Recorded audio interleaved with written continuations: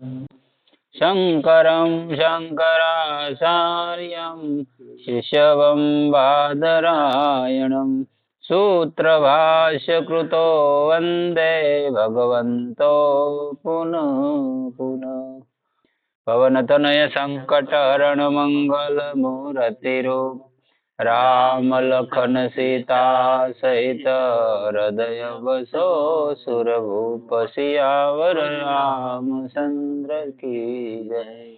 हरि ओम तत्सत् परमात्मने नमः। प्रकरण आवे से योग कर्मशु कौशलम।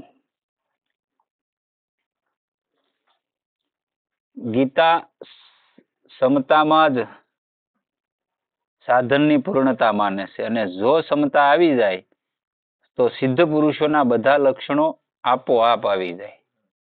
गीता एने ज ते मेन वस्तु माने छे, समताने। ते समतामां साधननी पूर्णता थई जाय माणसनी एम कहे छे। जो समता आवी जाय तो सिद्ध पुरुषोना बधा लक्षण आपोआप आवी जाय। समता एटले हुं? ओला तुलसीदास जी महाराज के ने सिया राम मई सब जग जानी करहु प्रणाम जोरी जुग पानी। ई स्थिति आवी जावी जो बधायमां तमने एक ज सरखो भाव देखावो जोईए। पशु पंखी बधायमां एने समता कहेवाय। सुख दुख लाभ हानि एकेमां तमे विचलित न थवा जोईए। कोई साधकमां अन्य लक्षण तो छे पण समता नथी तो तेनुं साधन पूर्ण नथी।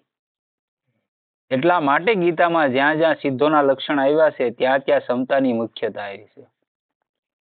તાત્પર્ય એ છે કે સમતા જ ગીતાનું ધ્યેય છે।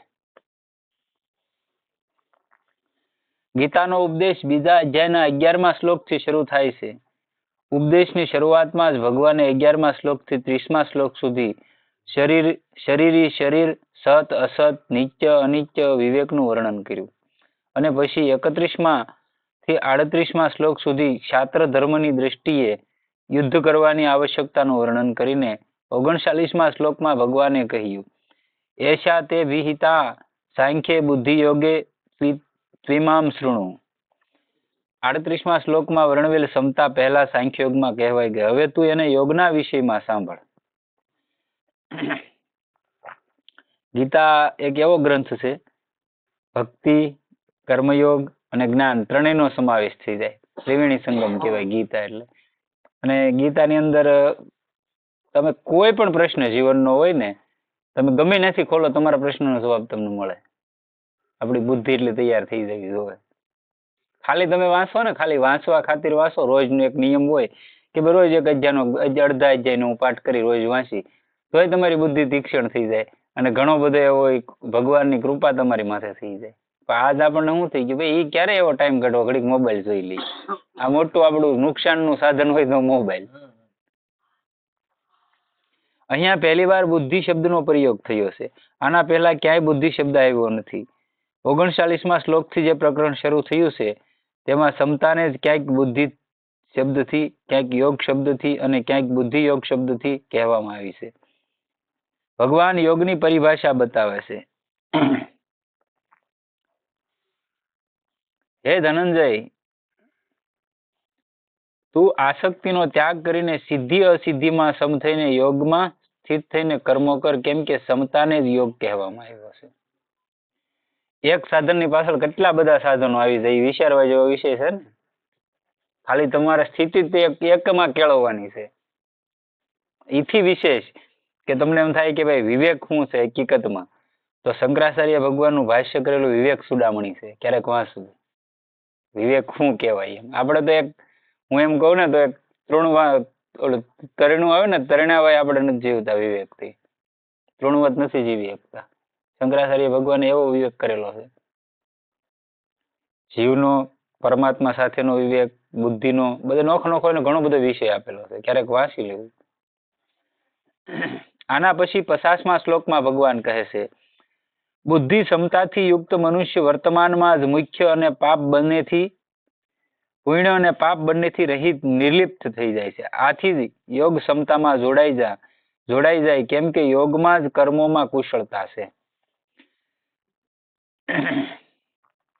આ શ્લોકમાં આવેલા યોગ કર્મ સુકૌશલમ આ એની માથે જ આ પ્રકરણનું નામ છે, યોગ કર્મશુ કૌશલમ. પદો પર વિચાર કરીએ તો આના બે અર્થ લઈ શકાય છે. યોગ કર્મશુ કૌશલમ યોગ એટલે કર્મોમાં કુશળતા જ યોગ છે. કર્મશુ યોગ કૌશલમ એટલે કે કર્મોમાં જ યોગની કુશળતા છે. જો પહેલો અર્થ લેવામાં આવે કે કર્મોમાં કુશળતા જ યોગ છે, તો ઘણી કુશળતાથી, સાવધાનીથી ચોરી, ઠગાઈ વગેરે કર્મ કરે છે. તેનું કર્મયોગ થઈ જશે, પરંતુ એવું માનવું યોગ્ય નથી. અહીંયા નિષિદ્ધ કર્મોનો પણ પ્રસંગ નથી. જો અહીંયા શુભ કર્મોનો જ કુશળતાપૂર્વક કરવાનું નામ યોગ માનીએ તો કુશળતાપૂર્વક મનુષ્ય સાંગોપાંગ કરેલા શુભ કર્મોના ફળથી બંધાઈ જશે અને ફળે શકતો નિબંધતે.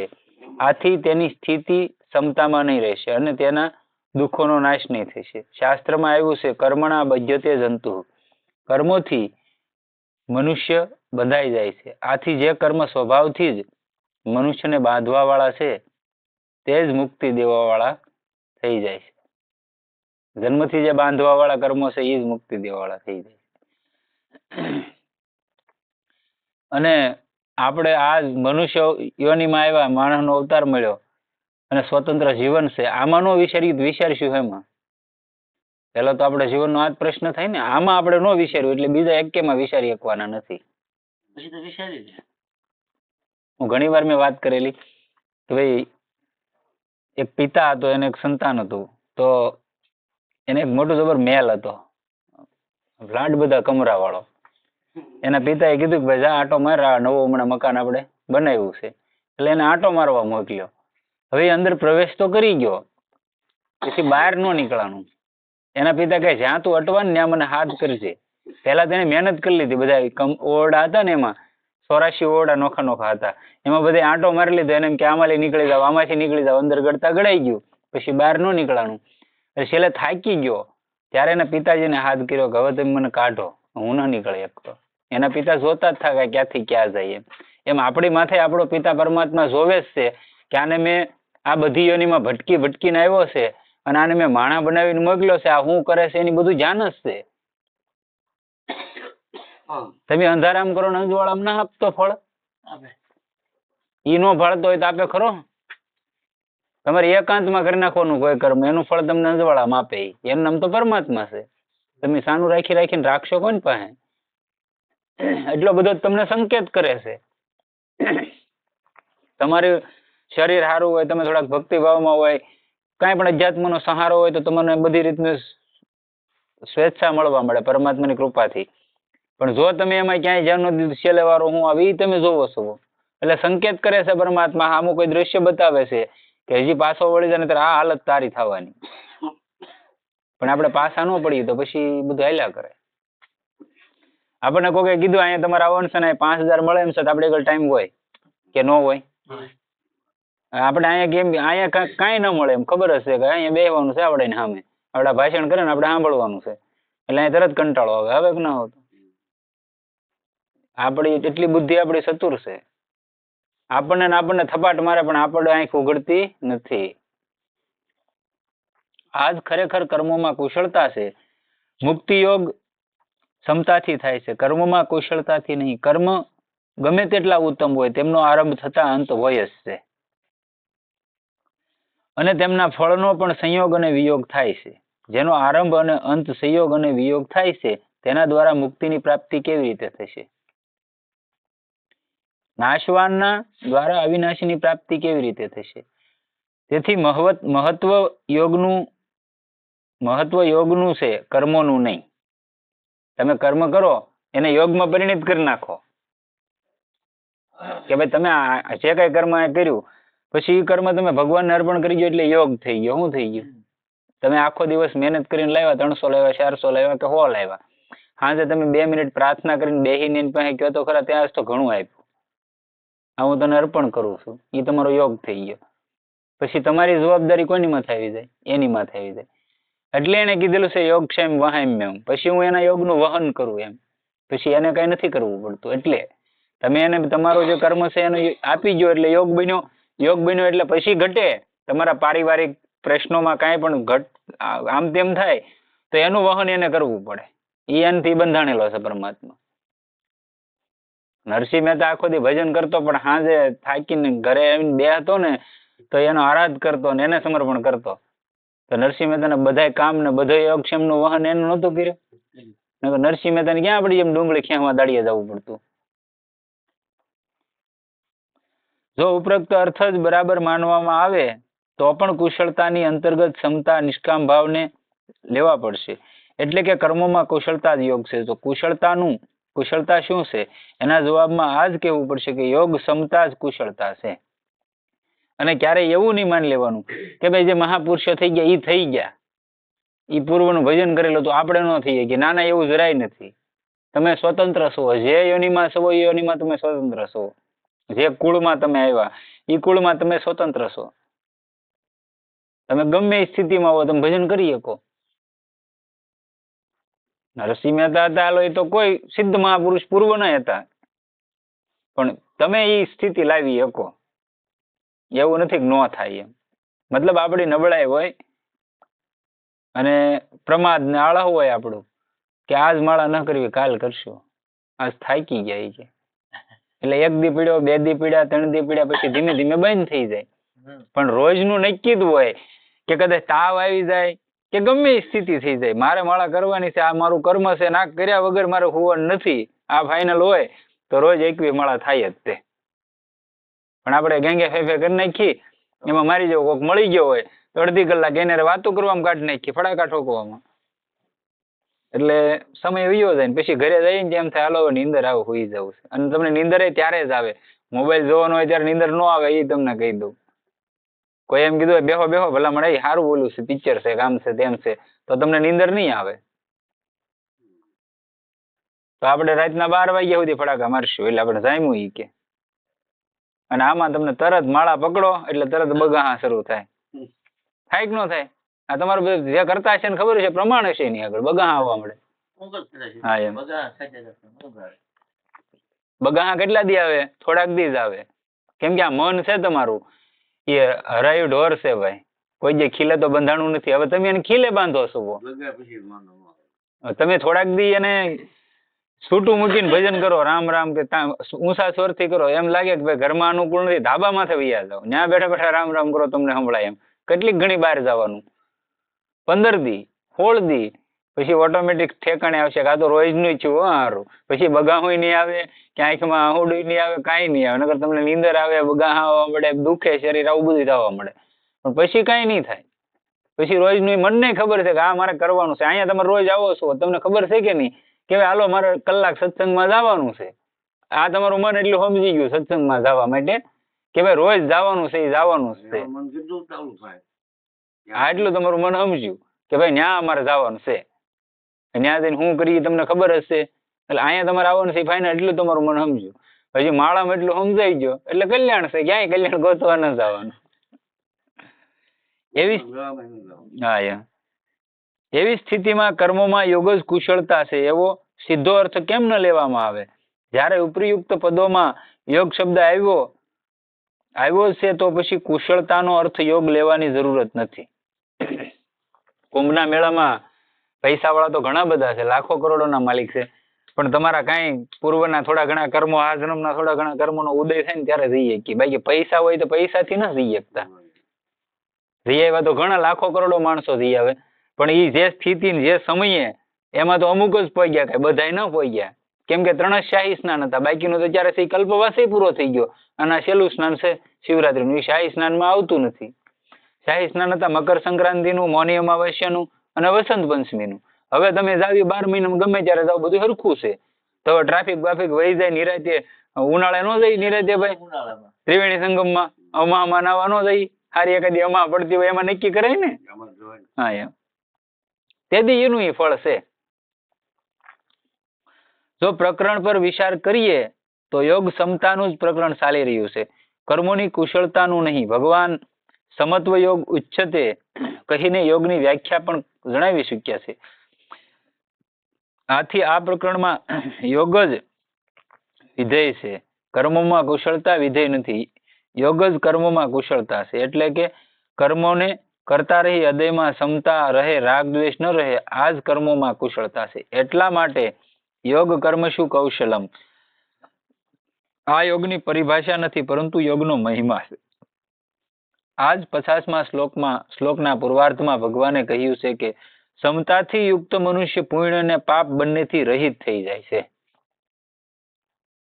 સમતા તમારામાં આવી ગઈ એક જ, એટલે પાપ પુણ્યથી તમે રહિત થઈ જાઓ. એકની પાછળ ઘણું બધું આવી જાય. તમારામાં ભક્તિ આવી એટલે કર્મ આવી ગયું. એકની પાછળ કેટલું આવી જોઈજો. ભક્તિ આવી તમારામાં, થોડોક ભક્તિ ભાવ છો એટલે તમને એમ છું ભાઈ મારે કરવું પડે, રોજ ભગવાનને અભિષેક કરવો પડે, ભગવાનને રોજ મારે ધૂપ ધવાડો કરવો પડે, માળા કરવી પડે, એ તમારું કર્મ બંધ થઈ ગયું.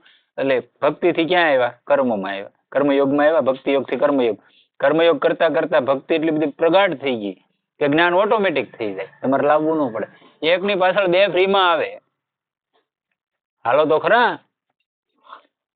પરમાત્મા એટલી કૃપા કરેલી છે, નહીં તો માણસ મૂંઝાઈ જાય. કળીકાળ છે, આમાં તો ટૂંકામાં ટૂંકું ભજન થઈ જાય, હાવ ટૂંકામાં. કળિયુગની અંદર જે 12 વર્ષે જે ભજન પરિપક્વ થતું, એ ભજન સતયુગમાં 12 વર્ષે પરિપક્વ થતું. એનું ભજન ત્રેતા યુગ આવ્યો એટલે 1 વર્ષે વહી ગયું. એનું ભજન દ્વાપર આવ્યો એટલે 1 મહિને વહી ગયું. અને એનું ભજન કળીકાળ આવ્યો એટલે 24 કલાક વહી ગયું.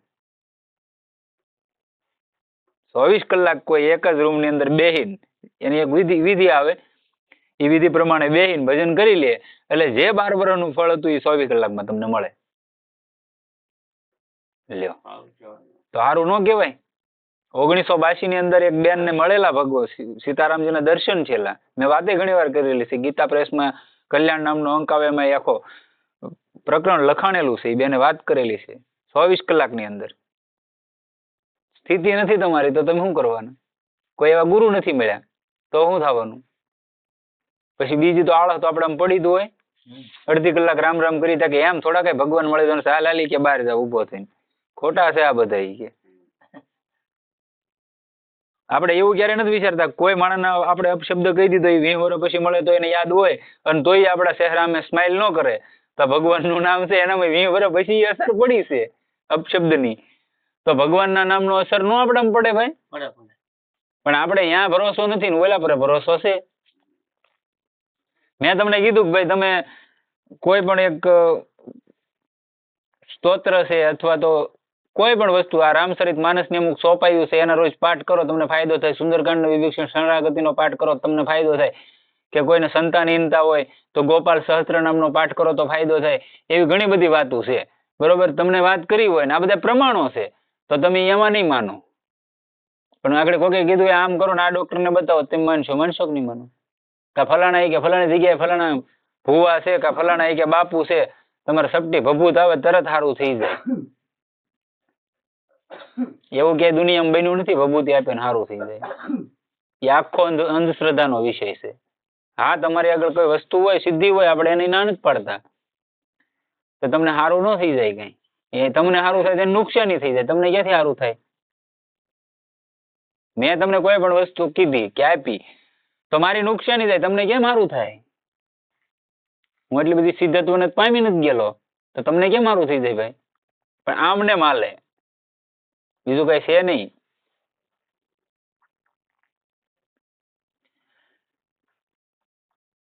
જે અનુકૂળ કર્મનો દ્વેષ નથી કરતો અને કુશળ કર્મમાં આસક્ત નથી થતો તે ત્યાગી, બુદ્ધિમાન, સંદેહ રહિત અને પોતાના સ્વરૂપમાં સ્થિત છે.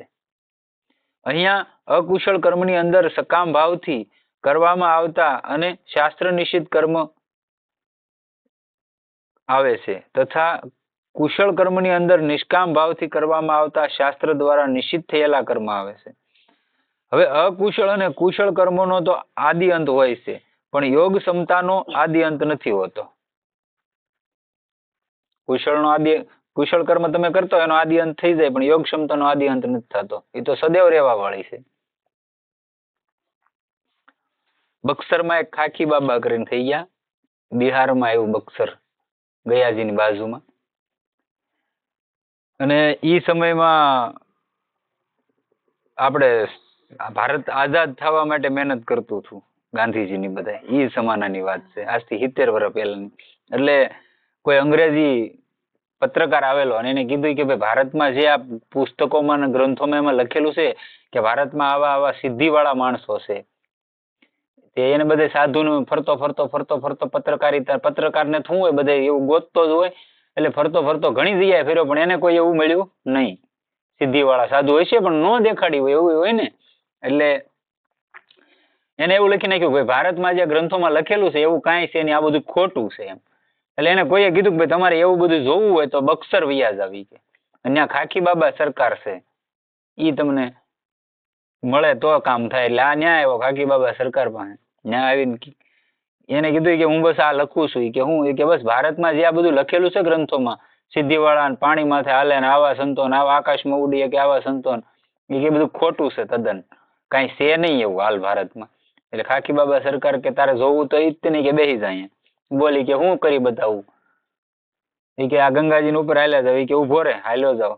ગંગાજી ઉપર એમ કરીને અહીંયા હામો ઉભો થયો, હોહરવા હાલ્યા ગયા, ચપ્પલ વગર ને સાંકળી વગર ને હાલ્યા ગયા. એ કે હવે તું આ ન્યા ઉભો રહેજે, આ તો હું પાણીની માથે હાલીને ગયો, હવે એ કે હું પાણીની વસાડે કે આખે આખી ગંગાજીને ઊભી રાખીને હાલ્યો હોવી કે જોઈ લેજે. ગંગાજીને કીધું કે માં હવે જગ્યા આપી દે, એટલે બે બાજુ વિભાગ પડી ગયા ગંગાજીને. અને જે તળિયું હતું ગંગાજીનું, જે નીચે ધરતીનું તળિયું હતું, એ તળિયે ને તળિયે હાલ્યા કે તે જોયું. હવે તું કે બોલ બીજું શું બતાવું, ચલો પગમાં પડી ગયો. બે અનુભવ કરાવ્યા. પછી એને લખ્યું હતું કે ના ના સાચી વાત છે, આ ખોટું નથી એમ. એ ક્યારે થઈ જાય કે તમારી ભક્તિ એટલી બધી પ્રગાઢ થઈ ગઈ, તમારે વસન સિદ્ધિ વાક સિદ્ધિ થઈ ગઈ, એટલે આ બધી સિદ્ધિ ઓટોમેટિક આવી જાય, લાવવી ન પડે. અને અત્યારે શું કરે, અત્યારે તંત્ર સિદ્ધિ વાળા ને એવા બધા છે, એ સિદ્ધિ હાટું મહેનત કરતા હોય, થોડી ઘણી સિદ્ધિ પ્રાપ્ત કરી લે, પછી ગામને ધોતવાનું શરૂ કરી દે. બીજું કઈ નવીન હોતું નથી.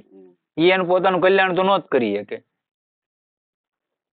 તમારે આગળ કોઈ પણ બેલેન્સ છે, સમજાઈ જવો વિશે, તમારે આગળ બેલેન્સ છે, હું તમને એમ કહું ભાઈ મને થોડાક જગ્યા આપો, તમે મને આપ્યા, તમારું ઓછું ચોકનું છું, તમે મારી માથે દયા ખાધી તોય તમારા તો ઓછા ચોકના છે, તો હું તમને ક્યાં એમને કોરે કોરા આપી દેવાનું છું? એમને આપી શકું? ન આપી શકું. એમાં આમો માણસ છે ને, એની આગળ તે સિદ્ધિથી ભરપૂર અને પરિપક્વ ભજન થઈ ગયેલું હોય અને યોગ સાધના કરેલી હોય, એ માણસ ગમે આશીર્વાદ આપી શકે. એ તમારે આમો બેસે છે, તમને કહી દે તું આમ છો એમ. અને બાકી જે અમુક અત્યારે જે હાલમાં વ્યાખ્યા કરે કે ભાઈ તમે અહીંથી આવ્યા ને આમ છે ને તેમ છે, એવી બધી ઘણી બધી સિદ્ધિ આવે નાની નાની, એ નાની નાની સિદ્ધિ કહેવાય કે જે તંત્ર સિદ્ધિમાં આવે. આ કર્ણ પિશાચણી ને એવી બધી સિદ્ધિ આવે, એ સિદ્ધિથી માણા અમુક વસ્તુ એ કહીએ કે ભાઈ તમે અહીંથી આવ્યા છો, તમારું આ ગામ છે, તમારો એટલો પરિવાર છે, તમારા આ બારનું ઘર છે, તમે આ ધંધો કરો છો અને તમને એટલે આમાં નુકસાની છે ને આમાં નફો છો. આપણે એને ભગવાન માન્ય કે ના માનતા? હકીકત ત્યાં કાંઈ નથી. એક એની આગળ એવી વસ્તુ છે, એની તમને કહે છે પછી કોઈ વસ્તુ છે નહીં, તમારું કલ્યાણ ન કરી દે. મેં પેલા નહોતી વાત કરી કે ભાઈ સિદ્ધિ આવી, કોઈ પણ ચમત્કાર તમને બતાવ્યો, તમારે એમાં શું ફાયદો? તમે 100 મૂકવા આવ્યા હતા ને 500 મૂકીને જવાના, નુકસાની જ થઈ ને. ફાયદો તો સિદ્ધિ બતાવવા વાળા છો, તમારો શું છો? એટલે એમાં નહીં પડવાનું. પહાડી બાબા કહેતા એમ સિદ્ધિ રિદ્ધિ સિદ્ધિ બહુ પહેરે ભાઈ, સિદ્ધિ લોભ દીખાને આવી. રિદ્ધિ સિદ્ધિ સિદ્ધિ ભરાઈ ગયા એટલે સિદ્ધિમાં તરત આવ્યો લોભ, લોભ આવ્યો એટલે તમારું દ્રષ્ટિ ક્યાં વહી ગઈ? સંપત્તિ સામે વહી ગઈ. સંપત્તિ સામે વહી ગઈ એટલે તમે સંપત્તિમાં ગરકાવ થઈ ગયા. થોડી ઘણી સિદ્ધિ છે ને, તમે સંપત્તિમાં ગરકાવ થઈ ગયા, સિદ્ધિ હતી વહી ગઈ, તમે હતા ને કોરા રહી જાય ને. તમે એવું નહીં માની લેવાનું મળી ગયું ન જાય એમ. એવા હું તમને બતાવું મંત્ર સિદ્ધિ પહોંચી ગયેલા અને પાછા પણ ફેંકી દીધેલા છે. સૌભરી ઋષિ હતા, સૌભરી ઋષિ સિદ્ધ મહાપુરુષ, વૃંદાવનની અંદર જમનાજીની અંદર જળને સ્તંભિત કરીને બેઠા હતા. નીચે તળિયે જળ હોય ને જે ઉપરથી કલકલ કલકલ હાલી જતી હોય, એને સ્તંભિત કરી દીધું અને નીચે બેઠા બેઠા ભજન કરતા હતા સૌભરી ઋષિ. એટલે હવે એની આગળ સિદ્ધિ કેવી છે કે જળને સ્તંભિત કરી દીધું ભાઈ. વિચાર તો ઈ જ કરવો પડે. એમાં એને આ માછલી મિથુન ક્રીડા કરતી હતી, એની નજર વહી ગઈ માછલી સામે, એટલે એને એમ છે સારું સુખ તો આમ જ લાગે. કે સૌભરી ઋષિના મનમાં એવો વિચાર આવ્યો, સુખી કે આમાં લાગે. એટલે એને તરત બહાર નીકળીને ઈ માંધાતા ત્યારે રાજા હતો, માંધાતાને કીધું કે ભાઈ ન્યા ગયા ને તો દાઢી બાઢી વધી ગયેલી અને તો પોતે સિદ્ધ ઋષિ હતા. એટલે અને એમ થાય તમે કોઈ પણ નદીની અંદર કે એમ રહેતા હો તો સ્વાભાવિક છે તમારું લીલ વાળું ને એવું શરીર ફોરવાનું છે. એટલે માંધાતાના દરબારમાં ગયા. માંધાતા કે મારે ના નથી પાડવી, ઈ કે જે કન્યા તમારે હારે હા પાડે એ તમે લઈ જાવ. ઈ કે મારે ઓલા કીધું સોબરી ઋષિએ મારે એક તારી કન્યા જોવે. ઈ કે મારે વિવાહ કરવા માટે. તો પેલાના રાજા ઋષિ ના ન પાડતા, પણ આને એમ છું આને મારી કે કન્યા આ જ નહીં પાડે. આ તો ભાઈ યોગ સિદ્ધિ વાળા મહાપુરુષ હતા. ઈ કે કાંઈ વાંધો નહીં, મને હા પાડે એ મારીને તા કે હા. એટલે માંધાતાથી આગળ હાલીને હોલિકાજીને યોગ બળથી શરીર બનાવ્યું યુવાન મસ્ત. પસાય કે ઓલી કે મારા પતિ, ઓલી કે મારા પતિ, પસાઈને લગ્ન કર્યા હતા. પસાની હારે પરણીને પછી અમુક સમય ભોગ વિલાસ થયો. એ પસાના 500 જ્યાં સુધી. અને પછી એને એમ છું ઓહો હું ક્યાં આવી ગયો, કે એક માછલીની મિથુન ક્રીડામાંથી મને ક્યાં ફગવી નાખ્યો. એટલે પછી આ બધાને પાછા મૂકીને પાછા ભજન કરવા વિયા જાય છે. હવે બધું ફના થઈ ગયું કે ન થઈ ગયું? હાલો, એ તો ઋષિ હતા, એને સ્થિતિ હતી, એને ખબર હતી, તો એને ખ્યાલ આવી ગયો. આપણને ખ્યાલ રે? આપણે અહીંયા આવ્યા હોય કંઈક કરવાનું કરી નાખ્યા આખી જિંદગી કંઈક ન કરતા. એટલે અહીંયા બતાવે છે અકુશળ કર્મ નથી, આથી રાગપૂર્વક કરવામાં આવેલા કર્મ ગમે તેટલા શ્રેષ્ઠ કેમ ન હોય તેઓ બાંધવા વાળા છે. કેમ કે તેવા કર્મોથી બ્રહ્મલોકની પ્રાપ્તિ થઈ જાય તો પણ ત્યાંથી પાછું ફરીને આવવું પડે છે. કદાચ બ્રહ્મલોકે તમને મળી જાય, ઘણા બધા લોકોમાં તમે જઈ શકો, પણ આવવું પડે અહીંયા પાછું. કેમ કે તમારું બેલેન્સ ખૂટી ગયું એટલે પાછું અહીંયા શરૂ ચાર્જિંગ કરવા આવવું પડે. તમને મુક્તિ થઈ ગઈ અથવા તો મોક્ષ થઈ ગયો તો જ તમે નીકળી શકો, નકર નીકળી ન શકો. નકર તમે દેવત્વ સુધી વિયા જાઓ, કોઈ દેવતાના પદ સુધી તમને મળી જાય, પણ આવવું પડે અહીંયા. એક રાજાનું ઉદાહરણ છે ને, ઇન્દ્રનું પદ મળી ગયું હતું એને, એક ભૂલને કારણે પાછો અજગર બનાવીને ફેંકી દીધો.